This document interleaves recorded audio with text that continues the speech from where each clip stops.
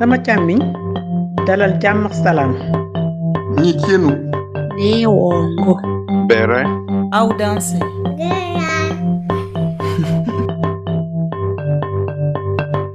Vous écoutez Kisigi, le podcast de l'Afrique par les Africains. Je suis Elisabeth. Aujourd'hui, Gladys raconte son retour au pays. Gladys obtient une maîtrise à l'université de Ouagadougou, mais décide de se rendre en France afin d'obtenir un master. Pour elle et ses parents, le master lui permettra non seulement d'obtenir facilement un travail à son retour, mais surtout d'avoir un salaire très élevé. Le master en poche, elle s'inscrit pour un doctorat toujours en France. Mais les difficultés financières finiront de la convaincre de retourner. Elle explique son cheminement entre les stages et les non-dits. Elle nous parle aussi du célibat qui, selon elle, dérange plus la société que les concernés. Non, faut pas être stressé, il faut être dans le partage d'expériences. Voilà, quand on est avec ce genre de personnes et puis tu sais que tu peux te lâcher, il y a rien là, c'est ça qui est là. C'est ça qui est là, non? D'accord, ça marche. Donc, toi, tu vas vivre combien de temps finalement à l'étranger? Finalement, j'ai passé en gros 5 ans.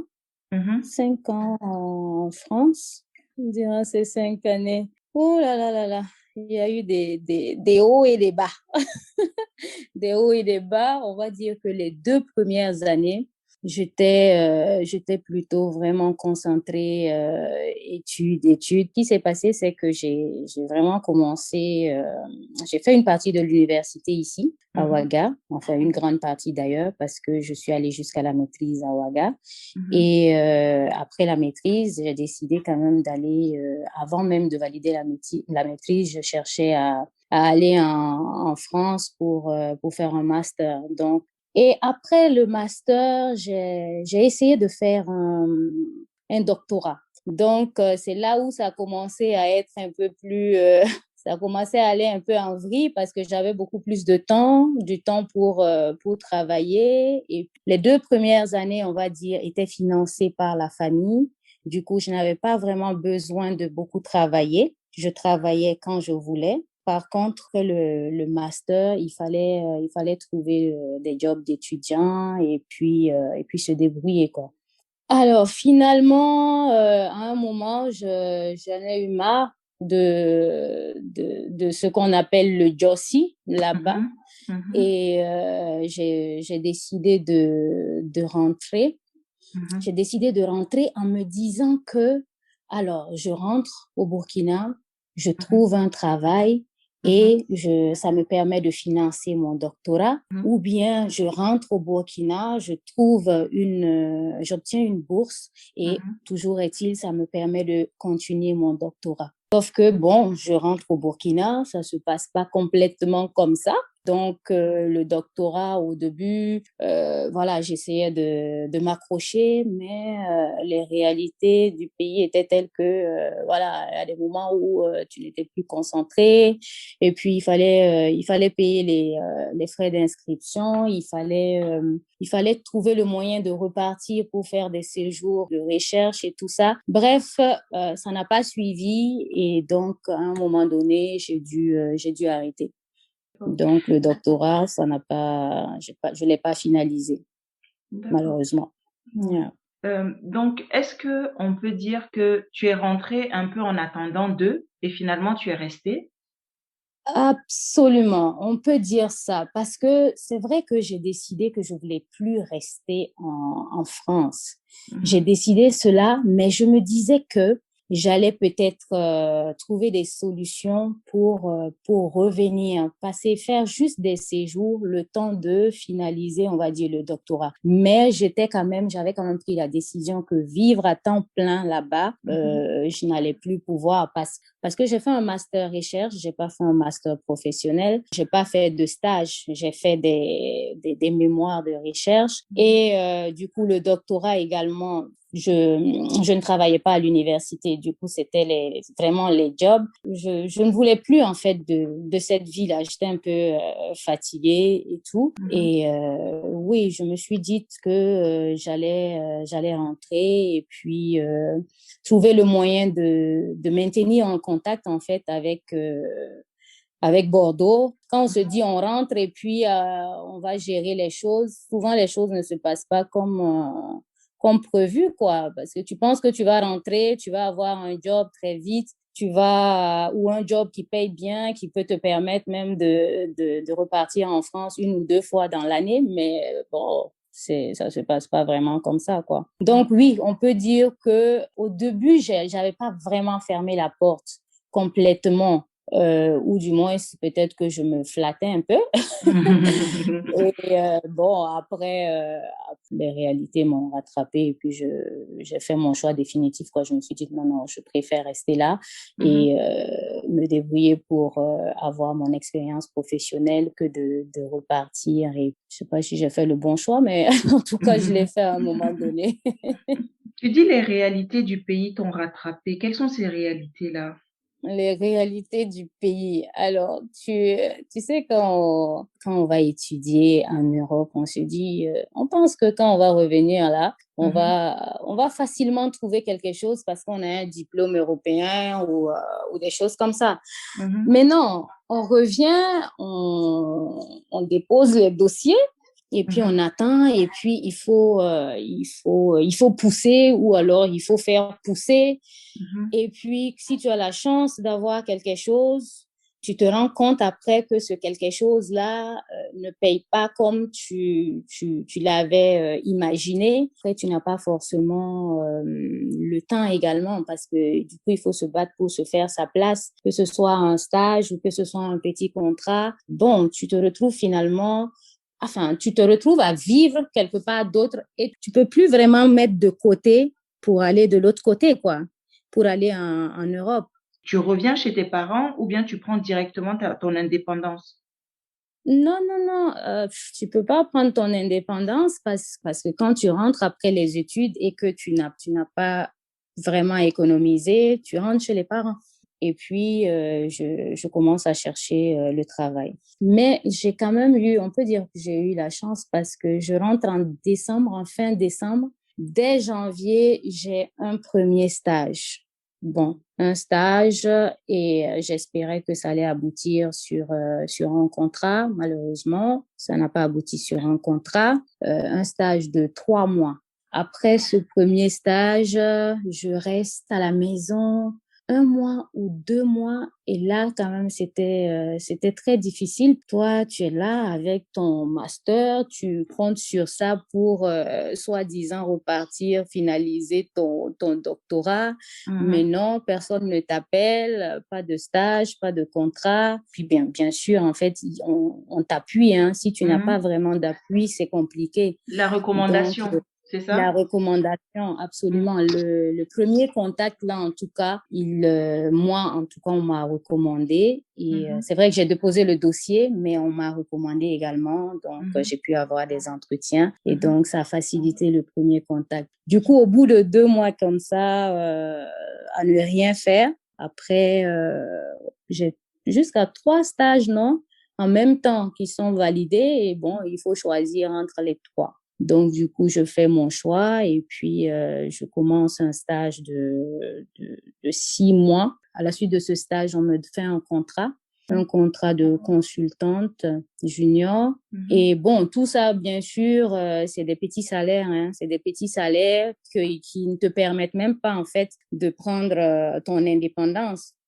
Stage à 150 000 au Burkina, tu vas pas en trouver beaucoup. Et moi, heureusement, mon stage, 150 000 par mois. Et après, le contrat de consultante, bon, c'était pas beaucoup plus que ça, c'était 250 000 par mois. Donc, tu t'imagines un peu, 150 000, 250 000, il y a ta directrice de thèse qui t'appelle là-bas pour savoir c'est comment tu vas venir. Bon, ça paye pas un billet, en tout cas, pour partir. Je fais 2 mois ou 3 mois en tant que consultante junior et ensuite, j'ai pu avoir un contrat dans une société. Et là encore, le salaire, bon, comparativement à la moyenne nationale, on va dire que ça va. Mais pour ce que nous, on espérait quand Quand on quittait le pays, on se disait on va étudier, on revient, on va toucher les gros salaires. Non, non, non, c'était toujours bas. Donc, c'était entre 250 et 500 000, quoi. Je vais un peu revenir un tout petit peu en arrière sur ton premier stage. Est-ce que tu sais ce qui n'a pas marché? Alors, le premier stage, c'était dans un organisme international. Du coup, eux, déjà, ils te disent c'est 2 mois non renouvelables. Alors, moi, je fais 2 mois. Ensuite, mon directeur de stage veut bien prolonger mon stage. Il me dit, il n'y a pas de problème. J'en ai fait la demande. Tu peux rester.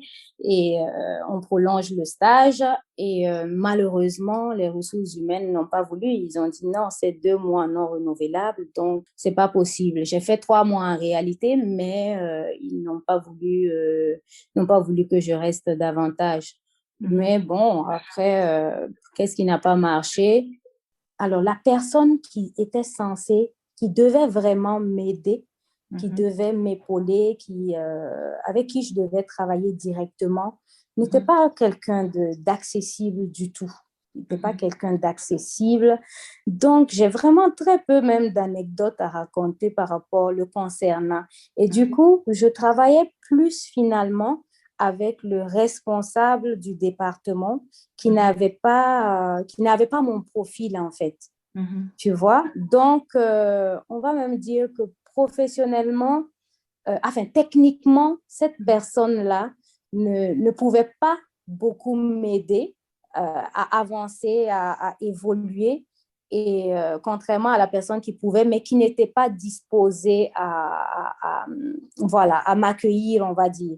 Donc, c'est comme si il ne m'avait vraiment pas accueilli. J'étais un peu rejetée. Mais après cela, mon premier CDI, ça s'est très bien passé parce que les gens, ils étaient très, très, très avenants. Franchement, je garde un très, très bon souvenir de cet endroit parce que jusqu'à présent, j'ai quitté l'endroit, mais je continue à les fréquenter. C'est devenu des amis. Donc, tout se passait très bien. Ils s'intéressaient on collaborait parfaitement et puis aucune différence, quoi. Il n'y a pas oui, tu te prends la tête parce que tu as étudié ailleurs ou nanani, nanana. Non, non, non, il n'y avait vraiment pas de cela. Mais ça, on te l'a déjà dit, tu te prends la tête parce que tu as étudié ailleurs? Ou bien oui, c'est des bruits de couloir? Les bruits de couloir. Moi, j'ai les bruits de couloir.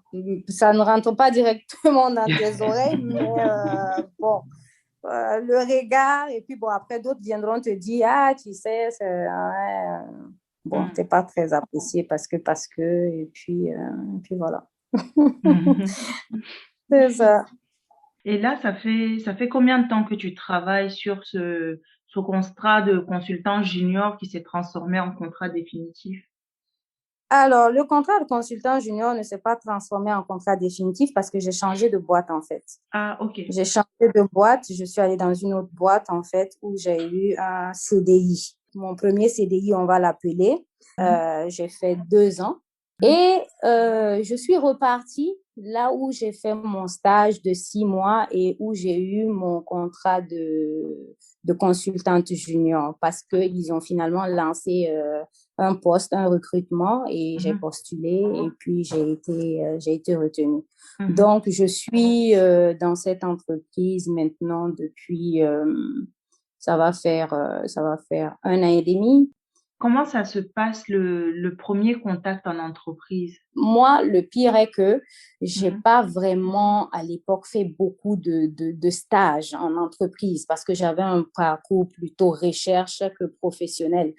Donc, j'arrive en entreprise et j'arrive en tant que voilà, je viens d'arriver de Bordeaux et les gens ont l'impression déjà que oui, ça, c'est les enfants qui pensent qu'ils connaissent là ou bien en tout cas, c'est enfant de quelqu'un ou quelque chose comme ça. Oui, oui, oui.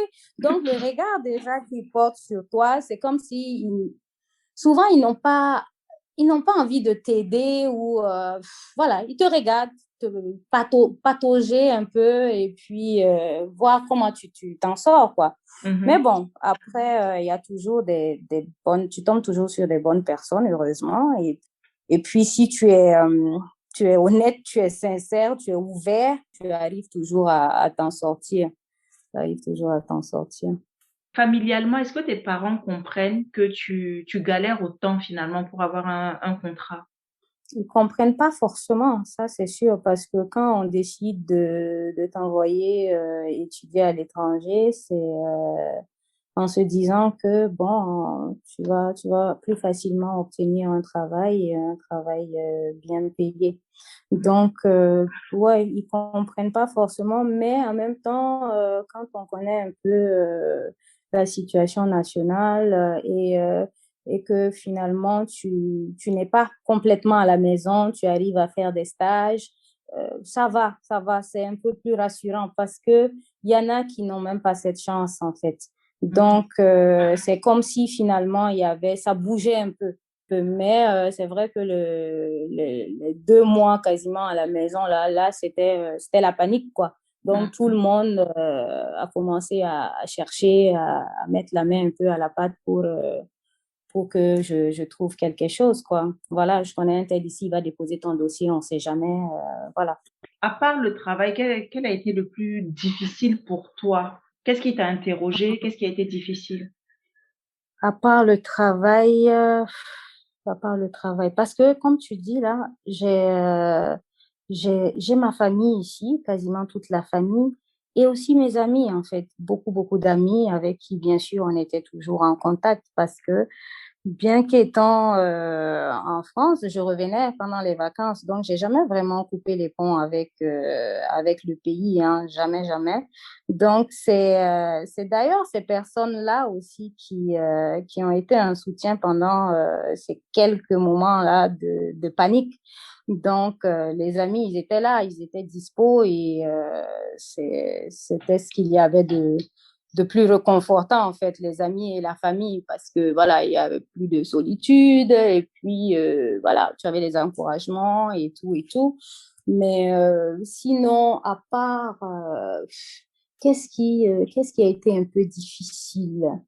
Bon, je sais pas si c'est de cela que tu parles, mais quand on revient quand même, souvent, souvent le dépaysement, c'est lorsque tu vas dans les administrations ou lorsque tu vas à la banque ou quand tu fais une course où tu vois, même quand tu vas déposer les dossiers, la lenteur, en fait, hein, tu as l'impression que, voilà, personne ne fait son travail ou, bon, en tout cas, les choses vont très lentement et c'est souvent frustrant. Voilà, moi, c'est vraiment une des choses qui m'agaçait le plus. Tu vas, tu déposes ton dossier et puis tu attends un long moment ou bien rien que d'aller à la banque pour faire une opération, tu peux attendre des heures ou, voilà, ça, c'était un aspect quand même de la vie qui m'agaçait beaucoup. Mais bon, après, socialement parlant, j'ai pas vraiment eu de soucis de réintégration, non, non, parce que j'ai jamais vraiment coupé le pont avec le pays, quoi. Et il faut dire que j'ai pas trop duré aussi à Bordeaux. 5 ans, c'est 5 ans pendant que tu reviens pendant les vacances, c'est pas grand-chose. Ça passe vite. Quand tu arrives, que tu vois que les salaires sont bas et tout, est-ce qu'il y a un moment où tu penses à l'entrepreneuriat? Absolument. En fait, j'ai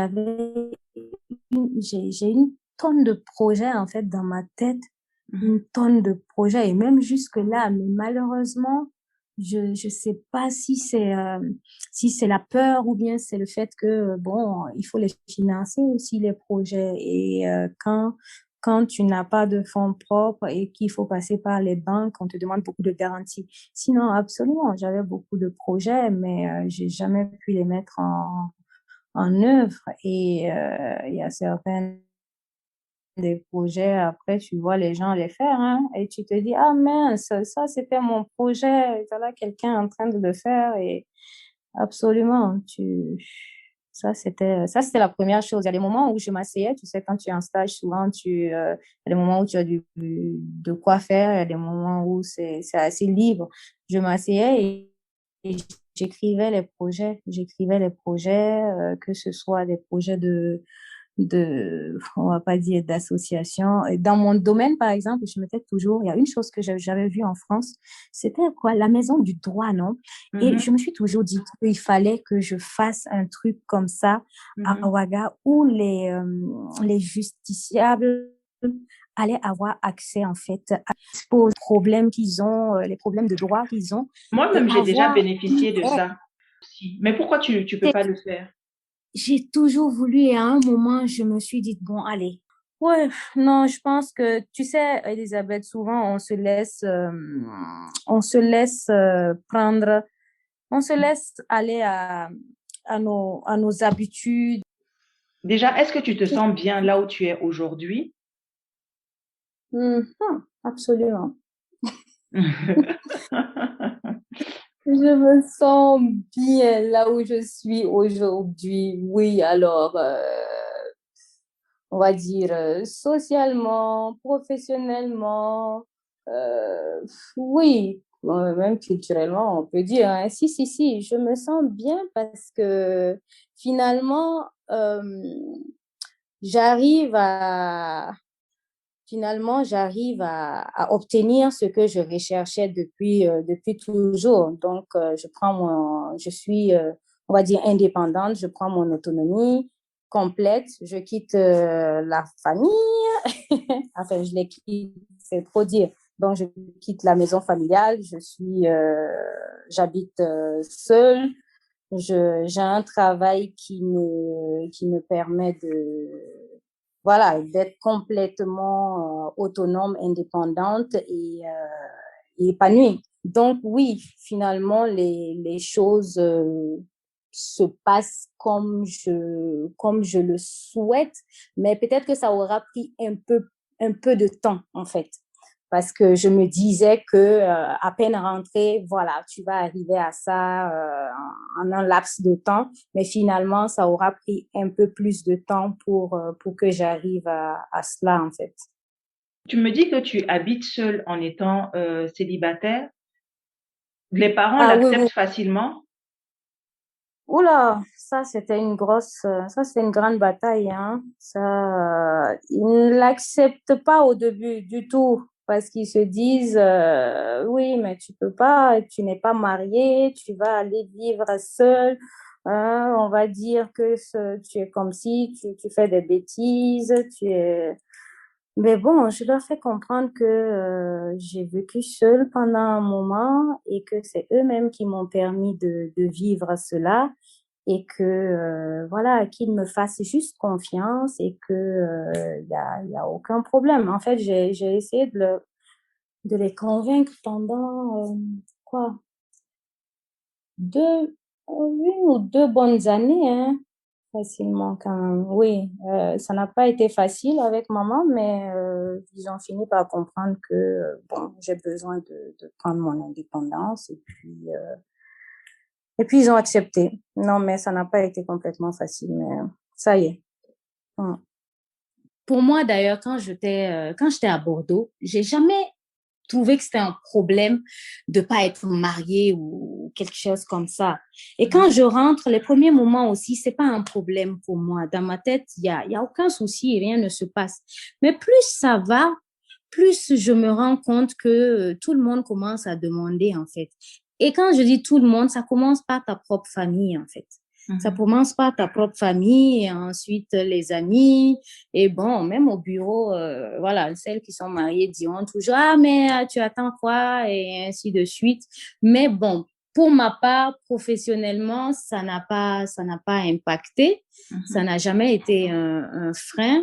Et bon, au contraire, souvent même quand tu n'as pas d'attache, tu n'es pas marié, tu n'as pas d'enfant, il y a certains postes que tu arrives à occuper un peu plus facilement parce que tu as plus de temps, tu descends un peu plus tardivement, tu es un peu plus productif, quoi. Bon, entre griffes, ça veut pas dire que ceux qui ont des familles ne le sont pas, mais on est jeune, on a le temps et on le consacre au travail. Donc, bon, après, c'est la société qui en fait un souci. Et puis, à force d'en parler, finalement, peut-être il y a un moment, tu commences à y penser aussi. Tu te demandes si vraiment il n'y a pas un problème. Mais bon, plus tu avances dans la réflexion et après, tu te ressaisis. Hein, tu te dis non, non, non, il n'y a aucun souci. On n'est pas obligé d'être en couple ni d'être marié. Et puis, ça vient quand ça vient. Voilà. Et puis, être marié ou ne pas être marié, ça t'empêche pas d'apporter ta pierre, en fait, là où tu dois l'apporter, quoi, professionnellement, socialement ou, voilà, même politiquement, voilà. Donc, marié ou pas marié, voilà, on fait les choses comme ça doit se faire. Donc, moi, le sujet du mariage, j'en discute avec les amis proches ou la famille, mais pas avec les autres, on va dire. Donc, quand je suis au travail et que les gens m'en parlent, j'aurais tendance à rigoler et puis à passer parce que c'est un débat perdu d'avance parce que pour bon nombre de personnes, bon, il faut être marié, c'est ça le cours normal de la vie, il faut être marié à un moment donné et puis faire les enfants et puis ainsi de suite, quoi. Voilà. Donc, bon, je discute pas avec ceux qui seront pas en mesure de me comprendre ou en tout cas de m'écouter avec bienveillance ou sans vraiment me critiquer ou me juger. Et souvent aussi, moi, j'ai souvent entendu pour mes copines qui étaient célibataires, l'entourage dire, oui, mais rentre parce qu'ici, c'est plus facile au fait de trouver quelqu'un. Est-ce que c'est une affirmation qui est juste? Est-ce que c'est justifié? À moi aussi, on me disait ça parce que quand tu es loin, on ne sait pas trop ce que tu vis là. Donc, on te dit, ah, c'est comment. Et bon, quand tu restes un peu vague, ils te poussent à rentrer parce qu'ils estiment que c'est plus facile. Mais c'est pas nécessairement plus facile parce que je pense que la problématique, je sais pas si c'est une problématique, mais en tout cas, il y a des célibataires partout. Il y a beaucoup de gens. Moi, j'ai beaucoup de copines à Bordeaux ou en France de façon générale qui ont du mal à se mettre en couple. Aussi, et ici également, j'ai plein de connaissances où il y a beaucoup de gens qui n'arrivent pas à se mettre en couple. Et il y en a même qui pensent ici que c'est plus facile de se mettre en couple étant de l'autre côté parce que on a toujours pensé que les Occidentaux sont plus sérieux en amour et tout ça, contrairement à nos hommes africains. C'est ce que les gens pensent, voilà, mais je sais pas si c'est vérifié ou pas. Mais ouais, c'est pas en rentrant forcément qu'on... Bon, c'est vrai aussi que ici, le social est vraiment... voilà, on se fréquente beaucoup ici. Donc, peut-être que tu as plus de chances de faire beaucoup plus de rencontres que si tu es à l'étranger et que tu es un peu, voilà, que tu rencontres moins de personnes. Mais bon, c'est pas ce qui, en tout cas, m'a fait rentrer.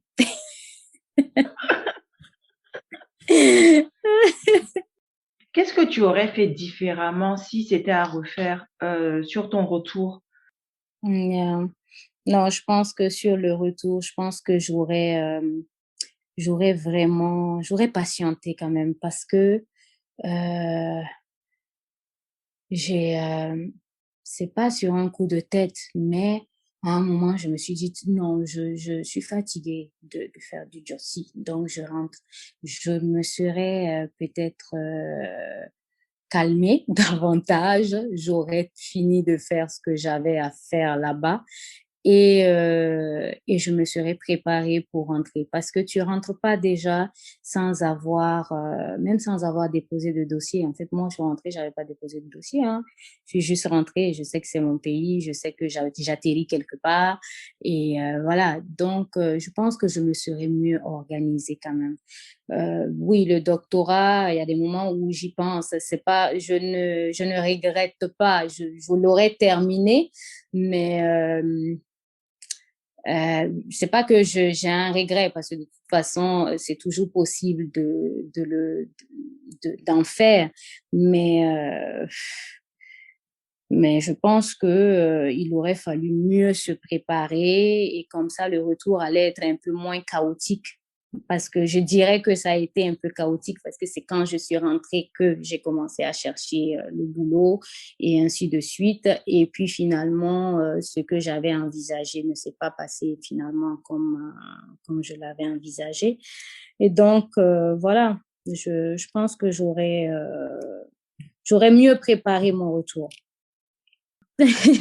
Ça fait sens, mais en même temps, tu sais, j'ai d'autres amis qui ont terminé en fait leur doctorat et qui ne s'en servent pas rentrés encore, mais qui ont beaucoup de mal à obtenir un poste, un travail, donc qui ont fini et qui cherchent. Donc, ça n'allait pas forcément être forcément une clé pour avoir un travail plus rapidement. Mais bon, ça, peut-être, on va dire que c'est personnellement, quand tu commences quelque chose, tu as envie de le terminer. Mais je suis pas sûre que avec le doctorat en poche, j'allais avoir plus facilement un travail au Burkina.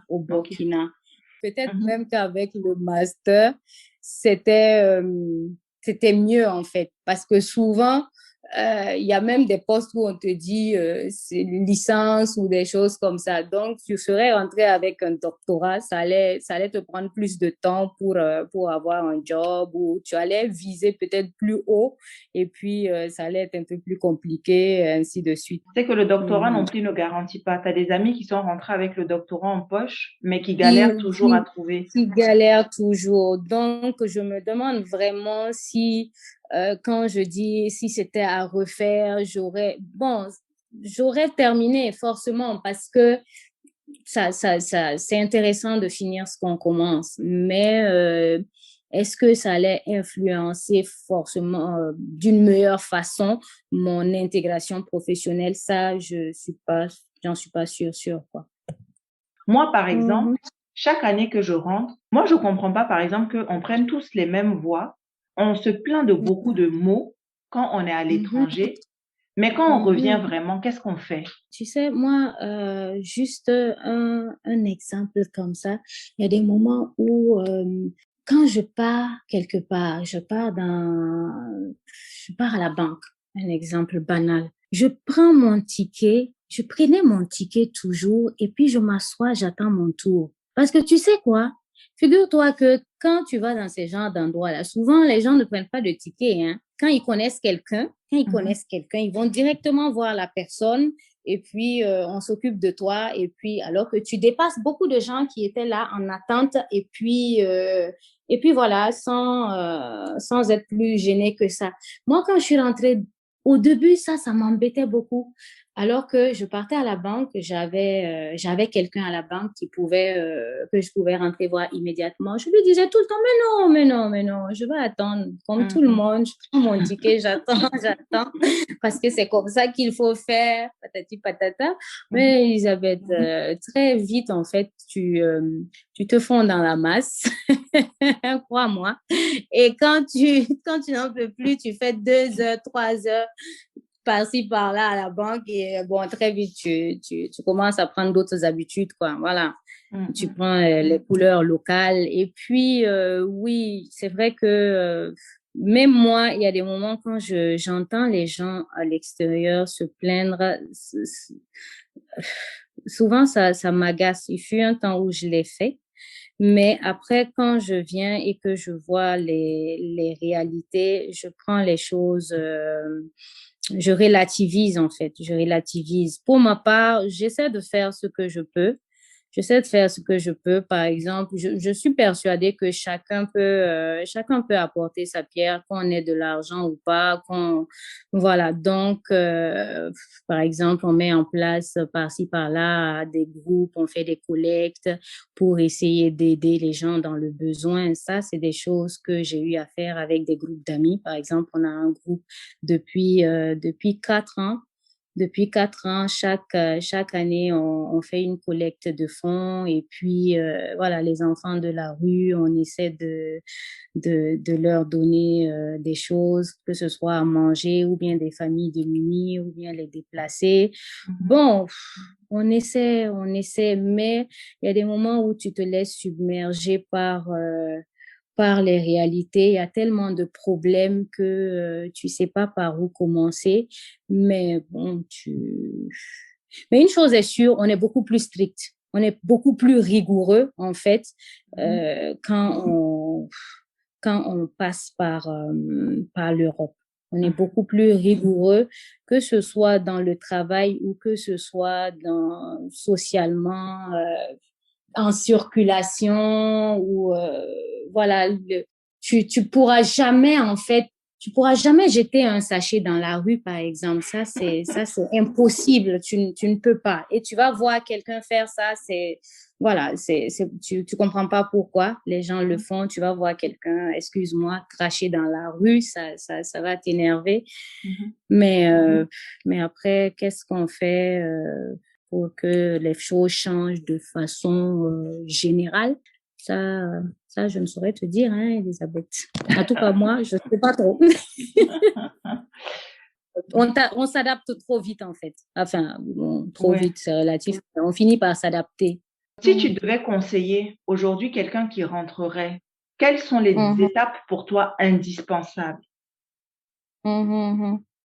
Indispensable. Déjà, je pense que ça dépend aussi du profil.